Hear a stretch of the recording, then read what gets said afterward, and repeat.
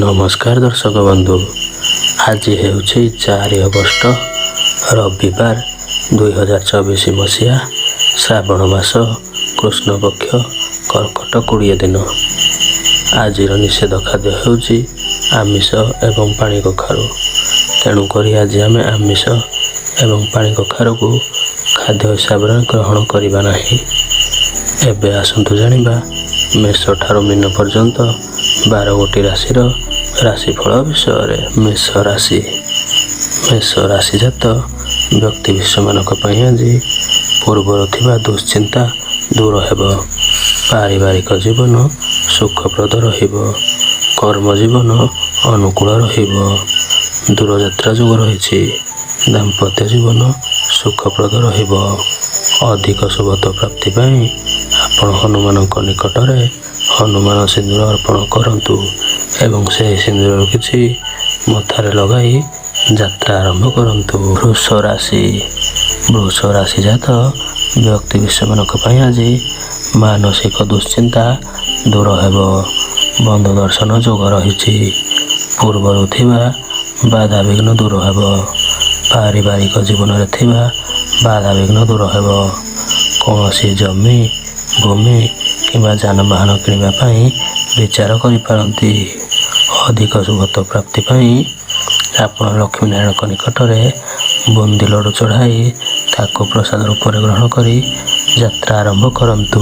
ମିଥୁନ ରାଶିଜାତ ବ୍ୟକ୍ତିବିଶେଷମାନଙ୍କ ପାଇଁ ଆଜି ପତି ପତ୍ନୀଙ୍କ ମଧ୍ୟରେ ମତାନ୍ତର ଦେଖାଦେଇପାରେ।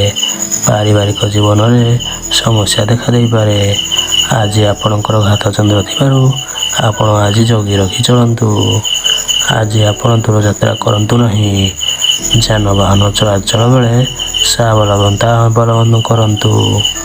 ଅଧିକ ଶୁଭତ୍ୱ ପ୍ରାପ୍ତି ପାଇଁ ଆପଣ ପକ୍ଷୀଙ୍କୁ କିଛି ଖାଦ୍ୟ ଖାଇବାକୁ ଦେଇ ଯାତ୍ରା ଆରମ୍ଭ କରନ୍ତୁ। କର୍କଟ ରାଶିଜାତ ବ୍ୟକ୍ତିବିଶେଷମାନଙ୍କ ପାଇଁ ଆଜି ଆପଣ ଅନ୍ୟର ମନକୁ ଜିତିବାରେ ସକ୍ଷମ ହୋଇପାରନ୍ତି। ପାରିବାରିକ ଜୀବନ ଆଜି ସୁଖପ୍ରଦ ରହିବ। ପୂର୍ବରୁ ସ୍ୱାସ୍ଥ୍ୟଗତ ସମସ୍ୟା ଥିଲେ ତାହା ଦୂର ହେବ। ବନ୍ଧୁ ଦର୍ଶନ ଯୋଗ ରହିଛି। ବିଦ୍ୟାର୍ଥୀମାନଙ୍କ ପାଇଁ ଦିନଟି ଶୁଭ ରହିଛି। ବିବାହ ବ୍ରତ ଆଜି ମାଙ୍ଗଳିକ କାର୍ଯ୍ୟରେ ଆପଣ ଯୋଗଦାନ କରିପାରନ୍ତି। ଅଧିକ ଶୁଭତ୍ୱ ପ୍ରାପ୍ତି ପାଇଁ ଆପଣ ଘର ବାହାରକୁ ଯିବା ପୂର୍ବରୁ ଦହି ଖାଇ ଯାତ୍ରା ଆରମ୍ଭ କରନ୍ତୁ। ସିଂହ ରାଶିଜାତ ବ୍ୟକ୍ତିବିଶେଷମାନଙ୍କ ପାଇଁ ଆଜି ବ୍ୟବସାୟୀମାନେ ବ୍ୟବସାୟରେ ଲାଭବାନ ହେବେ। ସଭା, ସମିତି, ଆନୁଷ୍ଠାନିକ କ୍ଷେତ୍ରରେ ନିଜକୁ ନିୟୋଜିତ କରିପାରନ୍ତି। ପାରିବାରିକ ଜୀବନ ସୁଖପ୍ରଦ ହେବ। ମହିଳାମାନଙ୍କ ପାଇଁ ଦିନଟି ଶୁଭ ରହିଛି। ଦୂରଯାତ୍ରା କିମ୍ବା ବନ୍ଧୁ ଦର୍ଶନ ଯୋଗ ରହିଛି। ଅଧିକ ଶୁଭତ୍ୱ ପ୍ରାପ୍ତି ପାଇଁ ଆପଣ ତମ୍ବା ଢାଳରେ ଜଳ ଏବଂ ଗୁଡ଼ ମିଶାଇ ସୂର୍ଯ୍ୟଦେବଙ୍କୁ ଜଳାର୍ଘ୍ୟ ପ୍ରଦାନ କରନ୍ତୁ। କନ୍ୟା ରାଶିଜାତ ବ୍ୟକ୍ତିବିଶେଷମାନଙ୍କ ପାଇଁ ଆଜି କୌଣସି ଗୁରୁତ୍ୱପୂର୍ଣ୍ଣ କାଗଜପତ୍ର କିମ୍ବା ଡକ୍ୟୁମେଣ୍ଟ ହଜିଯାଇଥିଲେ ତାହାର ସନ୍ଧାନ ଆଜି ପାଇବେ। ଅନ୍ୟକୁ କୌଣସି ଅର୍ଥରାଶି ଦେଇଥିଲେ ତାହା ପ୍ରାପ୍ତ ହେବ। ପାରିବାରିକ ଜୀବନ ଓ ଦାମ୍ପତ୍ୟ ଜୀବନ ସୁଖପ୍ରଦ ରହିଛି। ବିଦ୍ୟାର୍ଥୀମାନଙ୍କ ପାଇଁ ଦିନଟି ଶୁଭରେ କଟିବ। ସୁସ୍ୱାଦୁ ଭୋଜନ ମିଳିପାରେ। ଅଧିକ ଶୁଭତ୍ୱ ପ୍ରାପ୍ତି ପାଇଁ ଆପଣ ମା ଦୁର୍ଗାଙ୍କ ପାଖରେ 7 ଗୋଟି ନାଲି ମନ୍ଦାର ଫୁଲ ଅର୍ପଣ କରି ଯାତ୍ରା ଆରମ୍ଭ କରନ୍ତୁ। ତୁଳା ରାଶିଜାତ ବ୍ୟକ୍ତିବିଶେଷମାନେ ଆଜି ବ୍ୟବସାୟିକ ସଫଳତା ପ୍ରାପ୍ତ କରିବେ। ଅନ୍ୟମାନଙ୍କ ଠାରୁ ସୁସମ୍ବାଦ ପ୍ରାପ୍ତ କରିବେ। ଆଜି କୌଣସି ଉପହାର ମିଳିପାରେ। କର୍ମ ଜୀବନରେ ଥିବା ବାଧାବିଘ୍ନ ଦୂର ହେବ। ଦାମ୍ପତ୍ୟ ଜୀବନରେ ଥିବା ସମସ୍ୟା ଦୂର ହେବ। ବିଦ୍ୟାର୍ଥୀମାନଙ୍କ ପାଇଁ ଦିନଟି ଶୁଭ ରହିଛି। ଅଧିକ ଶୁଭତ୍ୱ ପ୍ରାପ୍ତି ପାଇଁ ଆପଣ ନିଜ ଶରୀରରେ ଅତର କିମ୍ବା ପରଫ୍ୟୁମ୍ ଲଗାଇ ଯାତ୍ରା ଆରମ୍ଭ କରନ୍ତୁ।